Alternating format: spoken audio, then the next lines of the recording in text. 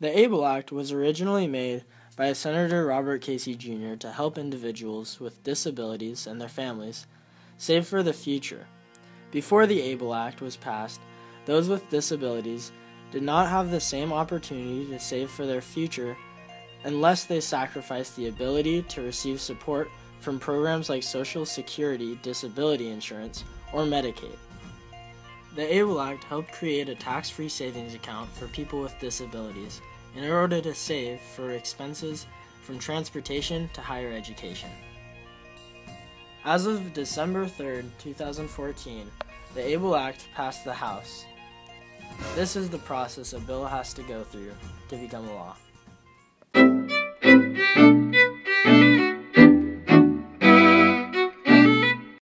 After a bill has been put into the correct format and gained financial and government support, one simply drops it into the hopper, a small wooden box located in the House chamber.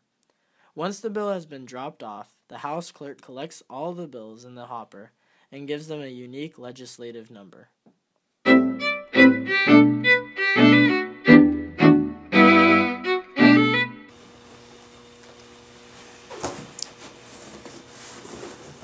All right, Bill. You're going to the Subcommittee on Taxation and IRS Oversight.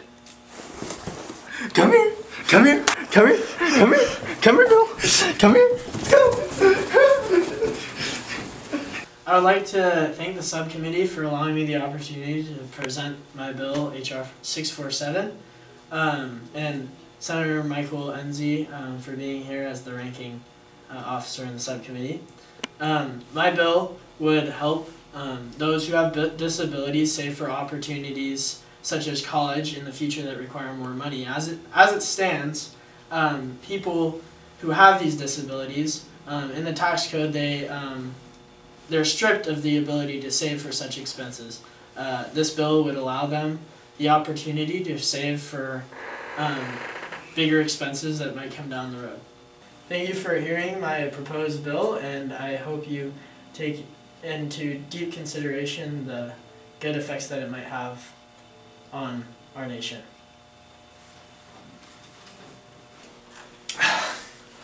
Our nation is founded upon the belief that we should have equality for all people.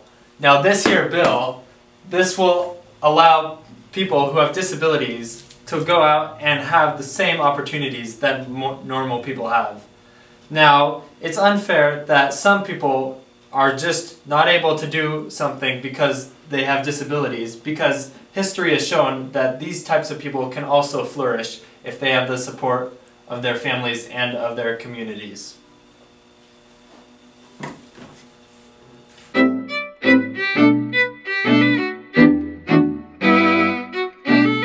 The ABLE bill is made for those who have disabilities. Hearings often use both witnesses and field experts to display the bill like a court case. Committee leaders will articulate both sides of an argument and allow the witnesses and field experts to answer questions submitted. These hearings allow the public to voice their concerns about the new bill so that the public opinion can be taken into account as the bill is passed on or revised. Does anyone have any questions?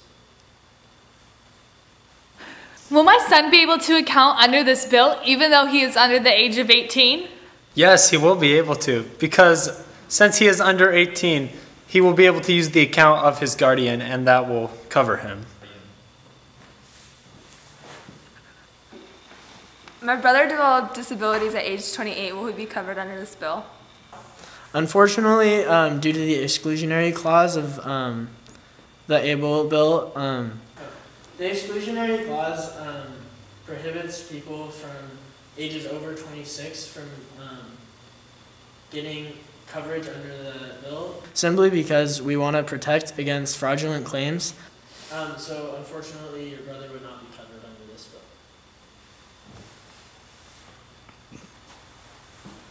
Why do meteors always land in craters?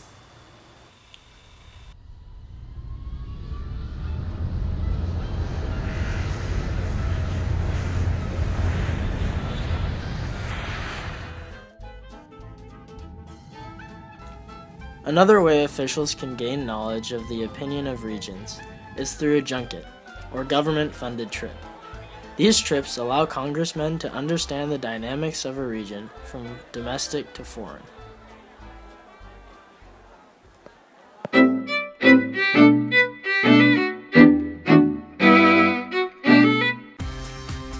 After bills are introduced to the House of Representatives, printed copies will arrive to the House Committee. They will then examine the bill before taking action and deciding where it should go. The members of the House Committee will then sort through the bills and either reject them or accept them.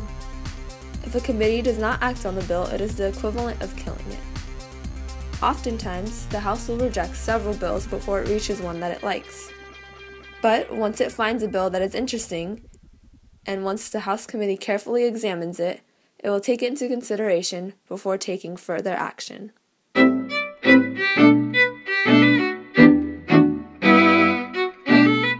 After the bill has been thoroughly reviewed, 5 possible actions can be taken by the committee. First, a committee could pass the bill with unfavorable recommendation. This process does not happen often. Second, the committee could make ratifying changes to the bill, creating an amended form of the bill. Third, the committee could simply ignore or pigeonhole the bill. Fourth, the committee could take amendments from the bill, then devise and pass a new one as a replacement for the original bill. And lastly, the committee can pass a bill with favorable recommendation, in which then the chairman is responsible for getting the bill through the rest of the debate.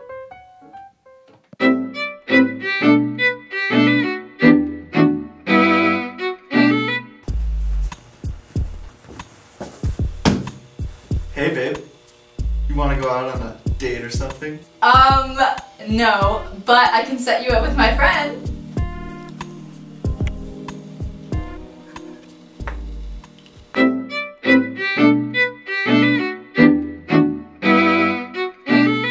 The mentally disabled people of today need our help, now more than ever. Well, that's true. They don't need government help. They need help from their friends and their family. Well, we need to give the mentally disabled people more. Once a bill reaches the House floor, it must first undergo a debate. The amount of time given to review the bill and whether the House members can add amendments depends on whether the bill originated from the House or Union calendar. Then, the clerk reads the bill to the House, in which each House member will choose their side of the bill. Today, voting is done electronically. Typically, there are 3 choices a House member can choose from: yay, nay, or present. Representatives can use the present option to be recorded as a neutral vote. The machines then record and tally the scores of all the voters, thus determining the bill's outcome.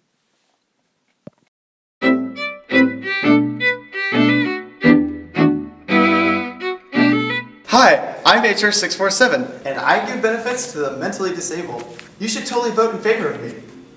After a bill is read a final time to the House of Representatives, the Speaker of the House signs it. Then, a legislative aide takes the bill and places it on the Senate President's desk.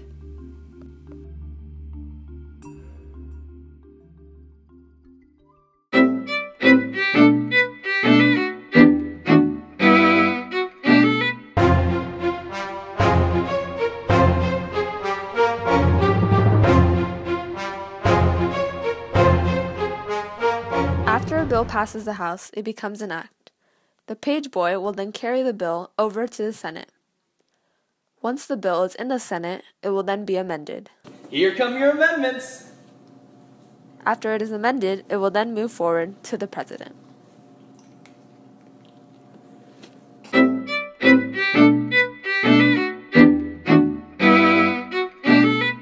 a Republican for HR 647, and I believe that disabled people aren't given the chance to save much. I think that this act has the potential. In order to pass this act onto the White House, the Senate must debate the act. This requires 1 senator from each political party to represent his or her side of the issue as floor managers throughout the debate. Usually, the chairperson and ranking committee member of the committee that holds official power over the act are the 2 senators that take the roles of floor managers in the debate. Once the debate is finished, the Senate will take a vote on the act. If the majority of the Senate approves the act, It will go back to the House of Representatives for approval on the amendments that the Senate may have added to the act. Once the House of Representatives and the Senate agree on the new act, including its added amendments, the act will finally be introduced to the White House to await the President's approval.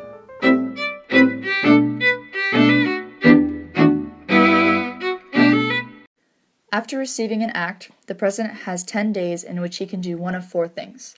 First, he can veto or reject the act.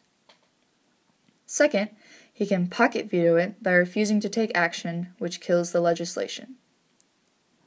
Third, he can allow the 10-day period to expire so that the act can automatically become a law without his signature.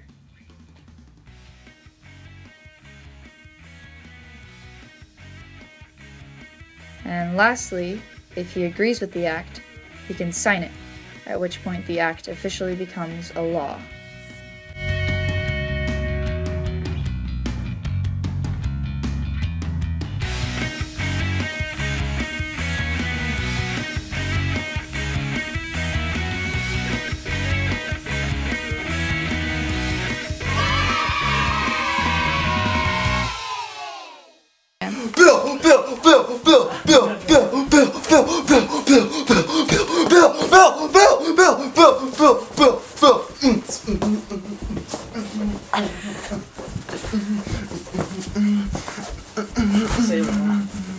Bill.